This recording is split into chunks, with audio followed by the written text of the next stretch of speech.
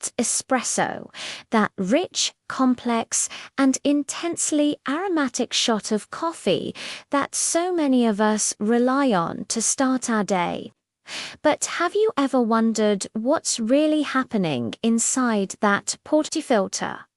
It's not just hot water pushed through coffee grounds.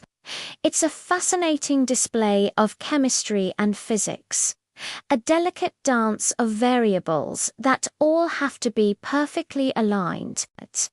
Today, we're diving deep into the science of espresso extraction.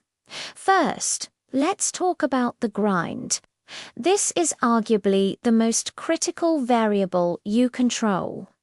Grind your coffee to coarse, and the water will gush through too quickly, a phenomenon known as under-extraction.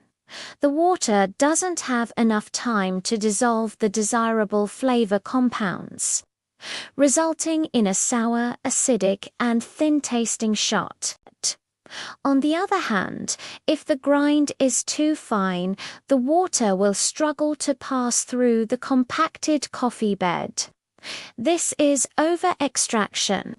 The water spends too much time in contact with the grounds, pulling out unwanted bitter and astringent compounds, leaving you with a harsh and hollow taste. The sweet spot is a fine, consistent grind that resembles table salt, providing the ideal surface area and resistance for a balanced extraction. Next up is the dose, which is simply the amount of dry coffee grounds you put in your portafilter basket. A typical double espresso uses between 18 to 20 grams of coffee. The dose needs to be appropriate for the size of your basket. Overdosing can choke the machine, preventing water from flowing evenly, while underdosing can lead to channeling, where water finds the path of least resistance and bypasses most of the coffee, resulting in a weak, under-extracted shot. Consistency in dosing is key to achieving repeatable and delicious results day after day. Once you've dosed, you need to distribute and tamp. Distribution ensures the coffee grounds are evenly spread throughout the basket, eliminating clumps and creating a level bed. An uneven bed will lead to channeling. Tamping then compacts these grounds into a firm, level puck. The goal of tamping isn't to press as hard as you can, but to apply firm, consistent pressure to remove any air pockets and create a uniformly dense puck that will resist the high pressure of the water. A level tamp is crucial for an even extraction across the entire surface of the coffee. Now for the main event. The extraction itself.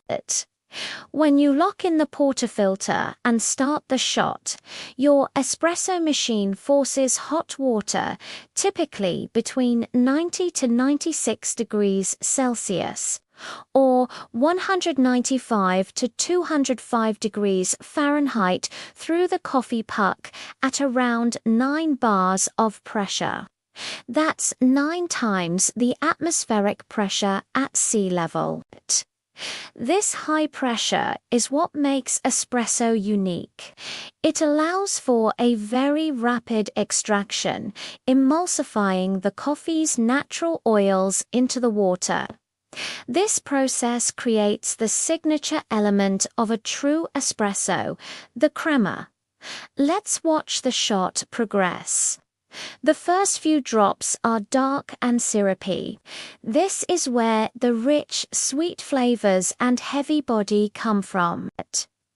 As the shot continues, the color begins to lighten, transitioning to a caramel or hazelnut hue. This is the main body of the shot, where the balanced flavors of chocolate, nuts, and fruit are most prominent. Finally, the stream becomes lighter and more watery, a stage known as blood. If you let the shot run for too long, you'll be adding those bitter, over-extracted flavors we talked about earlier. The perfect shot of espresso is all about timing and ratio. A common starting point is a 1:2 brew ratio.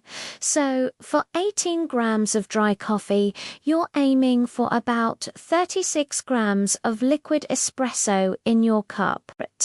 The time it takes to achieve this is your shot time, which should ideally fall between 25 and 35 seconds. This isn't a rigid rule, but a fantastic guideline. If your shot runs too fast, you might need a finer grind. Too slow, a coarser grind. It's this interplay of grind, dose, temperature, pressure, and time that makes pulling the perfect shot both a science and an art. Each coffee bean is different, with its own unique density, origin, and roast profile, requiring slight adjustments to dial in its perfect expression. The journey to a great espresso is one of constant learning, observation, and tasting. It's about understanding the principles and then using your senses to fine-tune the process, chasing that perfect balance in the cup. So, next time you enjoy an espresso, take a moment to appreciate the incredible science that transforms simple coffee beans into a complex and delightful beverage.